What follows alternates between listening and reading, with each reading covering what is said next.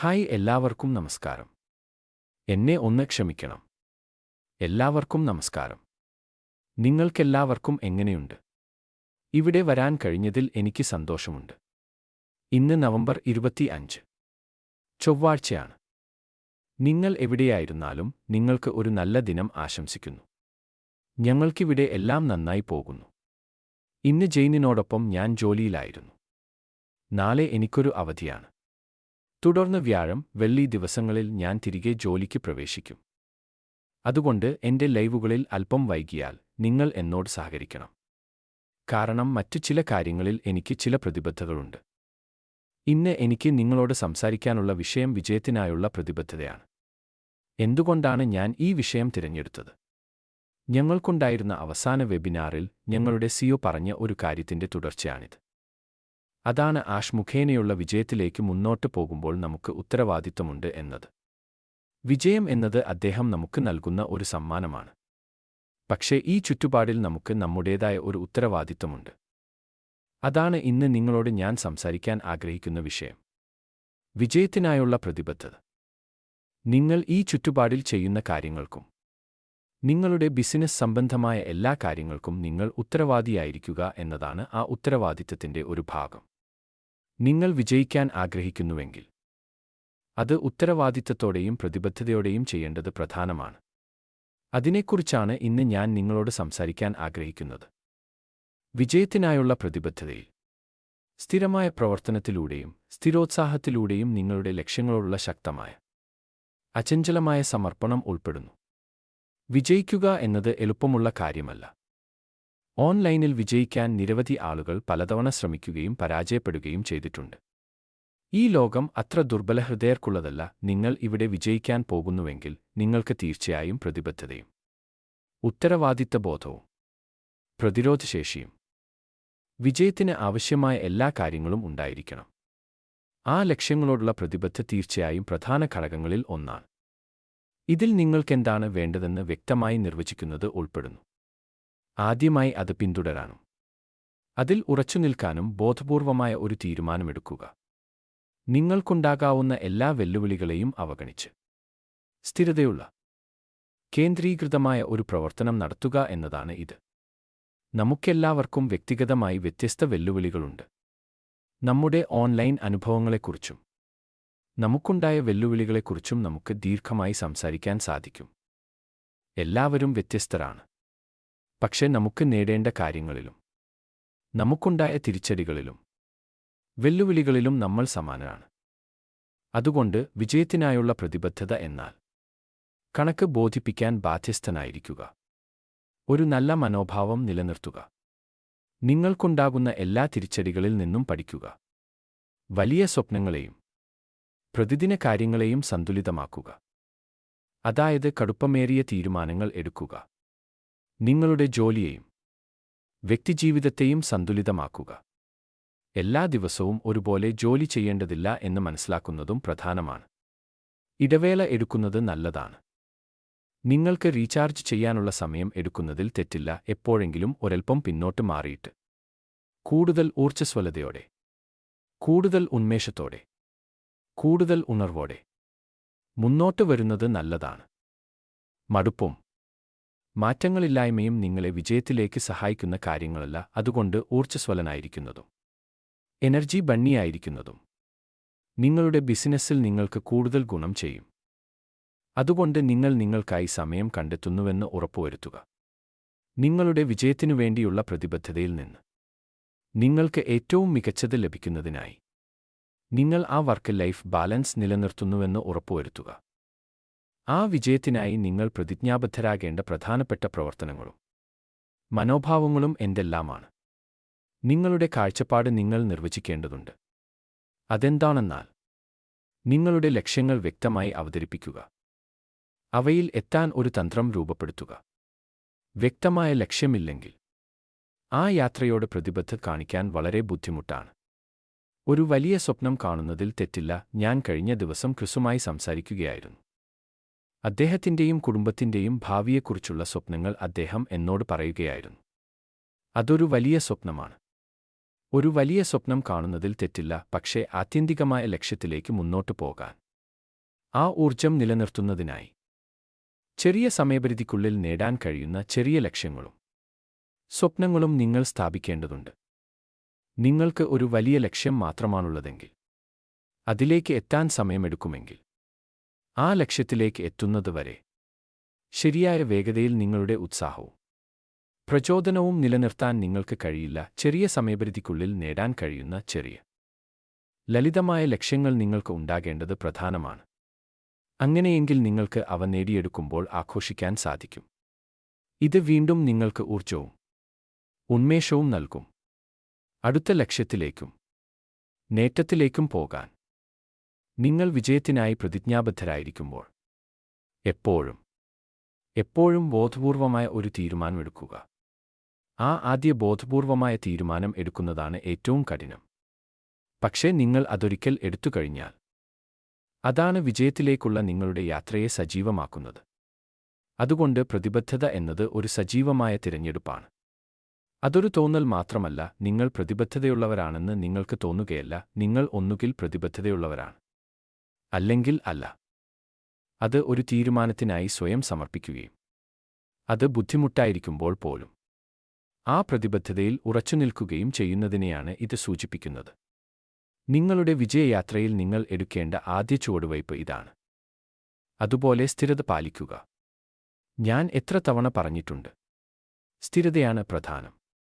സ്ഥിരതയോടെ നിലനിൽക്കുക എന്നതാണ് വിജയത്തിന്റെ പ്രധാന ഘടകങ്ങളിൽ ഒന്ന്. ഇത് കാലക്രമേണയുള്ള ചെറിയ പരിശ്രമങ്ങളിൽ നിന്നാണ് വരുന്നത്. ശരിയായ സാഹചര്യങ്ങൾക്കായി കാത്തുനിൽക്കുന്നതിന് പകരം നിങ്ങളുടെ ലക്ഷ്യങ്ങളെ പിന്തുണയ്ക്കുന്ന ശീലങ്ങൾ വളർത്തുക. ദിവസേന സ്ഥിരത പാലിക്കുന്നത് നിങ്ങളുടെ ലക്ഷ്യങ്ങൾ ചെറുതോ വലുതോ ആകട്ടെ, അവ നേടിയെടുക്കാനുള്ള മികച്ച വഴികളിൽ ഒന്നാണ്. കാരണം ശരിയായ സാഹചര്യങ്ങൾ എപ്പോഴും സംഭവിക്കണമെന്നില്ല. അതുപോലെ കണക്ക് ബോധിപ്പിക്കാൻ ബാധ്യസ്ഥനായിരിക്കുക. നിങ്ങളുടെ പ്രവർത്തനങ്ങൾക്ക് സ്വയം ഉത്തരവാദിത്തം ഏറ്റെടുക്കുക. വിശ്വസ്തരായ സുഹൃത്തുക്കളോടോ ഉപദേഷ്ടാക്കളോടോ അക്കൗണ്ടബിലിറ്റി പങ്കാളികളോടോ നിങ്ങളുടെ ലക്ഷ്യങ്ങൾ പങ്കുവയ്ക്കുന്നതിലൂടെ കണക്ക് ബോധിപ്പിക്കാനുള്ള ബാധ്യത നിങ്ങൾക്ക് വർദ്ധിപ്പിക്കാൻ സാധിക്കും. എന്നെ ഇപ്പോൾ ഓൺലൈനിൽ വളരെക്കാലമായി അറിയാവുന്നതുകൊണ്ട് നിങ്ങൾക്കെല്ലാവർക്കും കൂട്ടങ്ങളുണ്ടെന്നും അതിൽ നിങ്ങൾ തുറന്ന് സംസാരിക്കുമെന്നും എനിക്കറിയാം. അതാണ് നമ്മുടെ അക്കൗണ്ടബിലിറ്റി ഗ്രൂപ്പുകൾ. ഇവരെ നമ്മൾ വിശ്വസിക്കുന്നു. നമ്മളുമായി ഒത്തുപോകുന്നവരും നമ്മളുമായി സഖ്യം ചേരുന്നവരുമാണ് ഇവർ. നമ്മുടെ കുടുംബാംഗങ്ങളോട് സംസാരിക്കുന്നതിനേക്കാൾ കൂടുതൽ സ്വാതന്ത്ര്യത്തോടെയും തുറന്നും നമ്മൾ ഈ ഗ്രൂപ്പുകളിൽ സംസാരിക്കുന്നു. എന്തുകൊണ്ട്? കാരണം നമ്മൾ ഒരേ പാതയിലാണ്. നമുക്ക് പരസ്പരം നന്നായി മനസ്സിലാക്കാൻ സാധിക്കുന്നു. ആ വിശ്വസ്ത വ്യക്തികളിൽ നിന്ന് നമുക്ക് ഉപദേശവും സഹായവും തേടാനും സാധിക്കും. കണക്ക് ബോധിപ്പിക്കാൻ ബാധ്യസ്ഥനായിരിക്കുന്നത്, നമ്മുടെ പ്രവർത്തനങ്ങൾക്ക് ഉത്തരവാദിത്തമുള്ളവരായിരിക്കുന്നത് തീർച്ചയായും സഹായിക്കുന്ന കാര്യമാണ്. നിങ്ങൾ ചെയ്യുന്ന എല്ലാ പ്രവർത്തനങ്ങളും ശരിയായിക്കൊള്ളണമെന്നില്ല. ആളുകൾക്ക് സ്വാഭാവികമായും തെറ്റുകൾ പറ്റാം. ആളുകൾ സ്വാഭാവികമായും പതറിപ്പോകാം. അത് അവരുടെ തെറ്റുകൊണ്ടായിരിക്കില്ല, അവരുടെ അറിവുകൊണ്ടോ തീരുമാനങ്ങൾ കൊണ്ടോ ആയിരിക്കില്ല. ചില കാര്യങ്ങൾ സംഭവിക്കാം. അത് സംഭവിച്ചെന്ന് അറിയാനുള്ള ഉത്തരവാദിത്വവും വലുപ്പവും നിങ്ങൾക്ക് ഉണ്ടായിരിക്കണം. അതുകൊണ്ട് അതിനെക്കുറിച്ച് വിഷമിക്കേണ്ടതില്ല. പക്ഷേ തീർച്ചയായും കണക്ക് ബോധിപ്പിക്കാൻ ബാധ്യസ്ഥനായിരിക്കുക. ഒരു നല്ല മനോഭാവം നിലനിർത്തുക. വിജയിക്കാനുള്ള നിങ്ങളുടെ കഴിവിൽ വിശ്വസിക്കുക. തിരിച്ചടികളെ അവസരമായി കാണുക, പിന്മാറാനുള്ള കാരണമായി കാണരുത്. ഒരു കഴിയും മനോഭാവം സ്ഥിരോത്സാഹത്തിന് ഇന്ധനം നൽകുന്നു. ആഷ് മുഖേനയുള്ള വിജയത്തിൽ നമ്മൾക്കെല്ലാവർക്കും നേടാൻ കഴിയണമെന്ന് ഞങ്ങളുടെ സിഒ ആഗ്രഹിക്കുന്നതിന്റെ ഭാഗമായിരിക്കും ഇതെന്നാണ് ഞാൻ വിശ്വസിക്കുന്നത്. ഇത് വളരെ ബുദ്ധിമുട്ടാണ്. പക്ഷേ ആ നല്ല മനോഭാവവും വിജയിക്കാനുള്ള നിങ്ങളുടെ കഴിയിലുള്ള വിശ്വാസവും നിങ്ങളുടെ അവസരത്തിന്റെ വളർച്ച നിങ്ങൾക്ക് നൽകും. ഓർക്കുക, നിങ്ങൾ തുടങ്ങുന്നില്ലെങ്കിൽ നിങ്ങൾ ഒരിടത്തും എത്തില്ല. നിങ്ങൾ ഒരു ശ്രമം നടത്തുന്നില്ലെങ്കിൽ നിങ്ങൾ ഒരിടത്തും എത്തില്ല. അതുകൊണ്ട് നിങ്ങൾക്ക് അത് ചെയ്യാൻ കഴിയുമെന്ന വിശ്വാസം നിങ്ങൾക്കുണ്ടാകണം. ഒട്ടും ശ്രമിക്കാതിരിക്കുന്നതിനേക്കാൾ 100% നല്ലതാണ് ഒരു ശ്രമം നടത്തുന്നത്. നമ്മളിൽ പലരും ഞാൻക്കത് കഴിയില്ല എന്ന വാക്ക് ഉപയോഗിക്കാറുണ്ട്. നിങ്ങൾ ശ്രമിച്ചിട്ടുപോലുമുണ്ടാവില്ല. ആളുകൾ ഭക്ഷണത്തെക്കുറിച്ചും അങ്ങനെ പറയാറുണ്ട്. എനിക്കിത് ഇഷ്ടമല്ല. നിങ്ങൾ ഇത് കഴിച്ചു നോക്കിയിട്ടുണ്ടോ? ഇല്ല, പക്ഷേ എനിക്കിഷ്ടമല്ലെന്ന് എനിക്കറിയാം. നിങ്ങൾ അത് കഴിച്ചു നോക്കാതെ. അത് സത്യമല്ല. അതെ, എനിക്കിഷ്ടമല്ല, പക്ഷേ ഇത് വ്യത്യസ്തമാണ്. എനിക്കിഷ്ടമല്ല, അതുകൊണ്ട് നിങ്ങൾ ഒരു ശ്രമം നടത്തുന്നത്, നിങ്ങളുടെ ഏറ്റവും മികച്ചത് നൽകുന്നത്, നിങ്ങളുടെ വിജയത്തിനായുള്ള പ്രതിബദ്ധതയുടെ പാതയിലാണ്. കടുപ്പമേറിയ തീരുമാനങ്ങൾ എടുക്കുക. നിങ്ങളുടെ കാഴ്ചപ്പാടുമായി പൊരുത്തപ്പെടാത്ത ചില അവസരങ്ങളോടോ ശ്രദ്ധ തെറ്റിക്കുന്ന കാര്യങ്ങളോടോ ഇല്ല എന്ന് പറയാൻ തയ്യാറായിരിക്കുക. നിങ്ങളുടെ വ്യക്തിപരമായ യാത്രയ്ക്ക് ഇത് വളരെ വളരെ പ്രധാനമാണ്. പുറത്ത് ധാരാളം ശബ്ദങ്ങളുണ്ട്. ശബ്ദങ്ങൾ എന്ന് ഞാൻ ഉദ്ദേശിക്കുന്നത് ഇതാണ്: അടുത്ത നല്ല കാര്യം, ഞങ്ങളുടെ കൂടെ വരൂ, ഞങ്ങൾ നിങ്ങളെ സഹായിക്കാം എന്നെല്ലാം പറഞ്ഞുകൊണ്ട് ആളുകൾ നിങ്ങളെ സമീപിക്കുന്നതാണ്. പക്ഷേ ഇല്ല എന്ന് പറയാൻ നിങ്ങൾ ശക്തനായിരിക്കണം. നിങ്ങൾ ആ കടുപ്പമേറിയ തീരുമാനങ്ങൾ എടുക്കേണ്ടതുണ്ട്.